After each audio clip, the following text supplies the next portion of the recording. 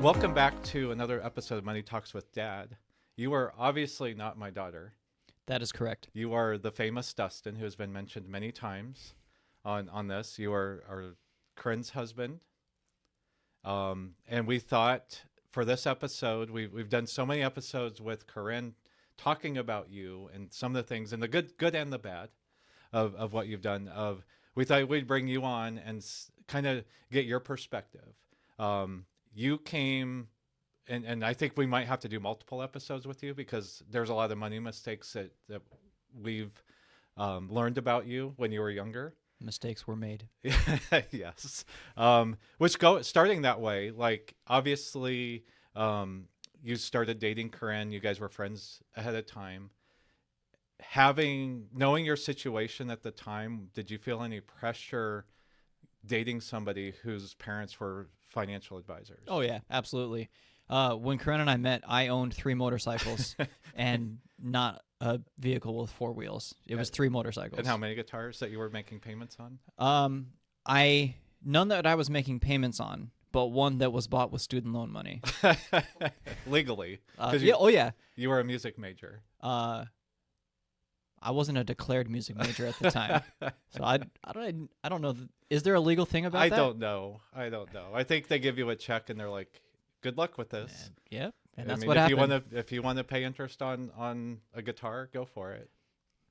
Yeah, I don't think that particular loan is paid off yet. They're all almost paid off, but I don't think that particular loan. Yeah, you weren't part of the loan forgiveness program. I was not. No, which again, we could do multiple episodes with you because you are the money guy for Corryn. Corryn and I have done episodes on money personalities. Was there anything that surprised you about her habits, having been raised by parents who were financial advisors? Yes. And I want to make sure I say this correctly. She knew all of the things that you taught her intellectually. Yes. Very smart girl. Very good at math. Yes. Yeah. Very, when the ADHD train is running the right way on the tracks, she can get a lot done. Mm-hmm. The behavioral side of personal finance, though, was something that I noticed that she struggled with a little bit, where we would set a budget and then something would come up that we wanted to do, and she was no longer concerned as much with the budget as she was about doing the thing. Free spirit. Yes. Yeah, just go with the flow. This sounds fun. Let's do it. Yep. And one of the funnier episodes, we talked about because she would not save money.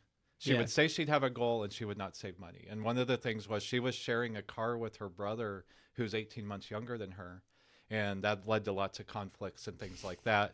And so finally we were like, you know what? You guys are getting your own cars. Well, she wasn't saving money.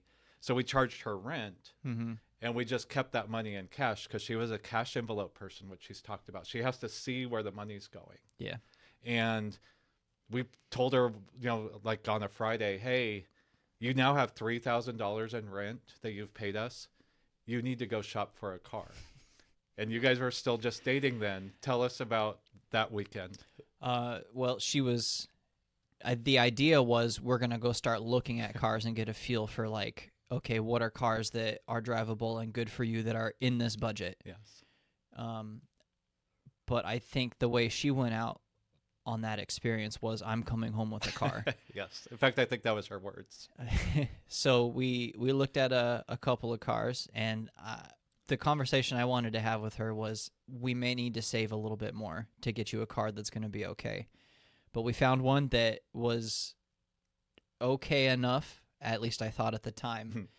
And we bought it. It was a manual transmission, and she learned to drive stick on the way home. Yep. And you know the story because you were very much a part of it.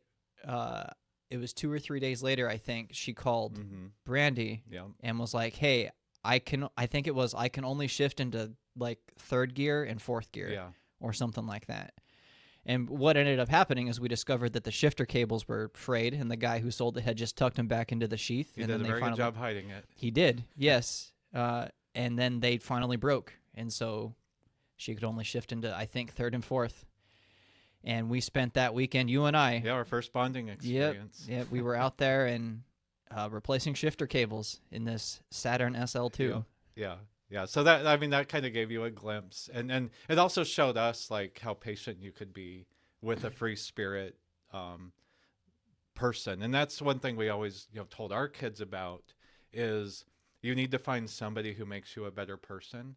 And I think one thing she did appreciate about you and kind of let her be the free spirit that she is well, Dustin will kind of keep me in line when to keep me from getting too financially destitute. Like he would be that person. Um, have you felt that pressure? Like, are you obviously your younger days you were a very free spending person.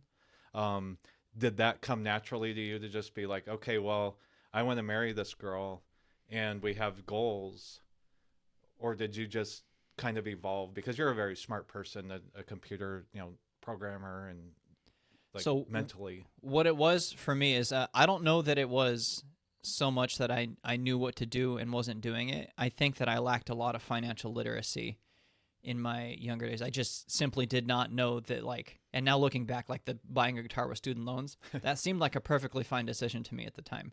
I wasn't like, I know I'm making not a great, I thought it was fine. Yeah. It's not fine.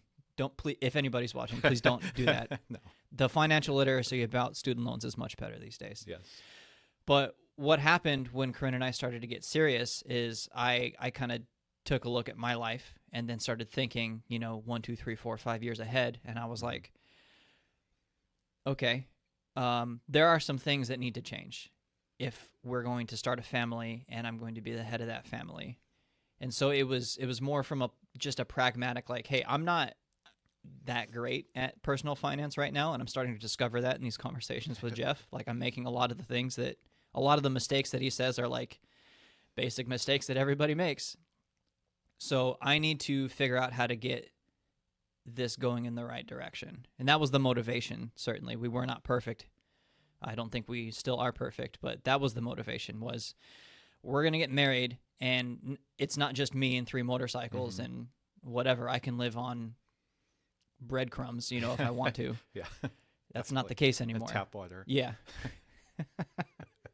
Our family's water snobs, and we were shocked in Tucson, Arizona, where their water is terrible, to see Dustin go skip our filtered water and go right to the tap and take a drink, and we were just like, you thought you would just drink like dog feces or something.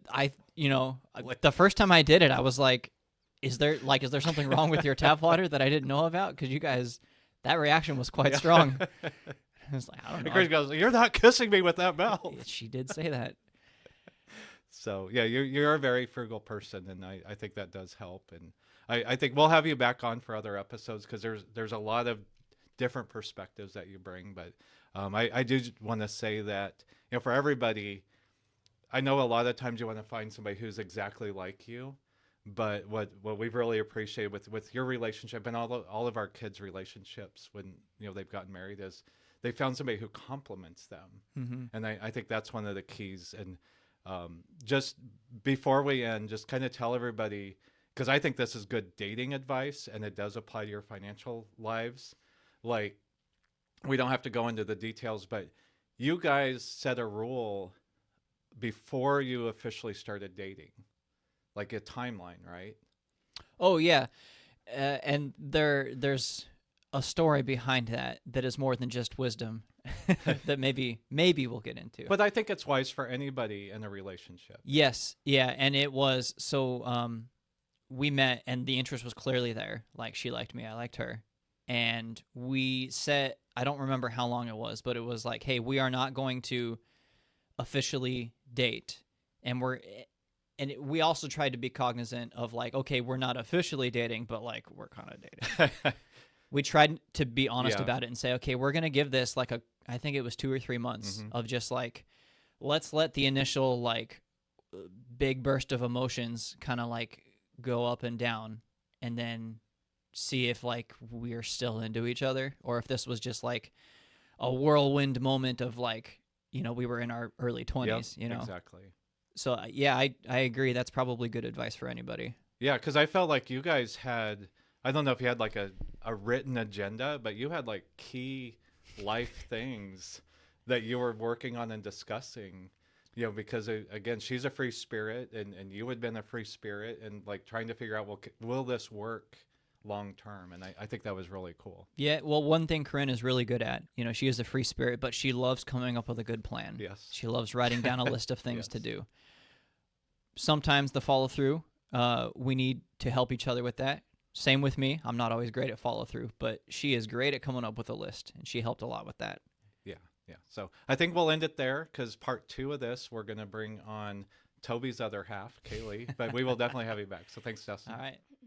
So welcome back to part 2 of this special edition of Money Talks with Dad. This time we might have heard her once in a while behind the microphone, behind the camera, making comments from our peanut gallery. This is Kaylee, Toby's better half, newlywed still, does all of our Money Talks with Dad TikToks. So a big part of that. But like we just had in part 1 with Dustin, we wanted to bring you on because while you are very perfect for Toby, like Dustin and Corryn, you, I think, are somebody who gives us comfort, because even though we're financial advisors and Toby was raised in a family saying you need to watch your spending, you need to save money, he is literally like Corryn when it comes to money. Yeah, very much so. Yeah, Very much and so. and you don't have to divulge everything, but financially you came from a much different background than we did. Yeah. You would expect me to spend a lot of money. But I came from not a lot of money. Yeah. So growing up, I always thought, oh, well, we have to save. Mm-hmm. So I'm really good at saving money most of the time. Except for when I met Toby. Yes. Sometimes they can bring you down, right? We always Yeah, tell a our little kids, like, bit. be careful. 'Cause- So I definitely spend a little bit more now, but yeah. I'm still very good at saving my money. I always put a third of my paycheck to my savings for college, but he spends a lot. Yeah. Did that surprise you? Honestly, yeah. Yeah. When I learned what you guys did, I thought, wow, that is not at all what I expected. Yeah, Because he so- spends so much. Yeah. So it is funny because he's a twin, and we laugh because he was so much like Corryn growing up, and Corryn and I have done episodes on money personalities. I know you guys are early on, and we've talked in Toby's episodes about tracking your money and budgeting. Is there any strategies you've learned working with somebody who is kind of a free spender to help align with your goals of saving more money? I really just have to be very strong about telling him no sometimes. Like sometimes we'll be out and he'll be like, hey, Taco Bell? I'll be like, no, we can't. Because we already do Olive Garden once a month. That's right. Yep. Your So tradition. I just have to be very strict sometimes and just saying we can't, not this month. Yeah. And so what is, and we talked on Toby's episode, obviously you guys spend a lot on the cat. Is there anything spending wise where you're like, I really wish we could cut back on this some more? Honestly, personal care, not like necessarily hygiene stuff, but the other stuff that we have, like we just bought a very expensive blow dryer for our hair. Because, Our hair. Yes, he's very excited about it because he has curly hair, so it has a diffuser. Yep. Just personal care in general. I didn't expect it to be that much until we actually started spending our money on that, and it adds up a lot. Yeah. Sort of shifting gears, and I know we try to cover a lot of financial topics. You guys just got married, obviously, and it was shocking to us how much more wedding stuff costs than Courtney, which was our prior wedding. When she got married, and that was even post-COVID when we'd already seen some inflation. What are some things you guys learned while planning your wedding financially? Like for those of you who maybe are planning on getting married, what are some things you would advise you'd offer them? Just make sure you're fully aware of the people you're spending money on. Yes. We thought some things would be perfect and great. You really have to expect things to not go as planned. There were a few things that did not go as planned. I would just be mindful of the people that you're spending money on to see if it's really worth it or not. Yeah, because Yes, many options. and definitely. anybody nowadays can say they're a wedding planner, and they can throw up a social media page and a photographer, and like that was like the choices you guys had to make was Mm-hmm. exhausting. And it seems nice when the venue that you're using says, hey, we come with a lot of these Yeah. people you can use for a little bit cheaper.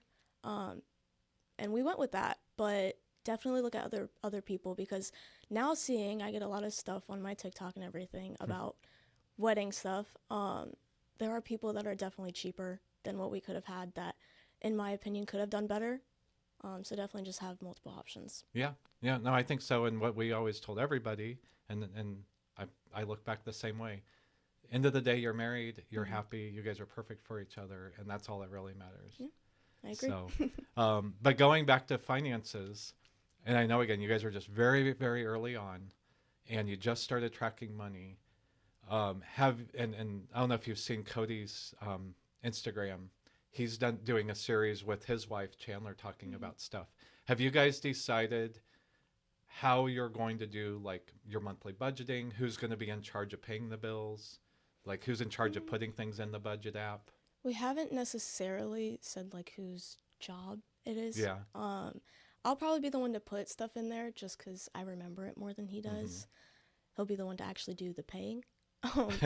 He's better at that. Yeah. But I'll definitely be the one that I guess is the organizer, because I love organizing everything, no matter what it is. And I think that's a good thing. And Cody talked about that too with Chandler, and we do it too.